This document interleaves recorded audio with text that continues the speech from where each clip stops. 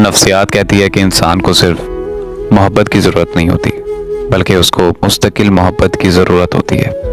जो शख्स आपको कुछ दिन मोहब्बत दे और कुछ दिन भूखा रखे, तो ऐसा शख्स आपसे मोहब्बत नहीं करता, बल्कि आप पर ज़हनी तशद्दुद करता है। आपको पता है कि किसी को देखने के लिए एक पल काफ़ी होता है, और उसी को पसंद करने के लिए एक दिन काफ़ी होता है, और उससे इश्क करने के लिए एक साल काफ़ी होता है, और उसी चेहरे को भुलाने के लिए सारी ज़िंदगी लग जाती है। मेरी ये बात हमेशा याद रखना कि अगर तो ज़िंदगी गुजारनी है ना, तो वो गुजर जाएगी। सूखी हुई रोटी खा लो, पुराने कपड़े पहन लो, पुराने जूते पहन लो, लेकिन याद रखना, जहाँ आपकी इज्जत ना हो वहाँ कभी मत रहना।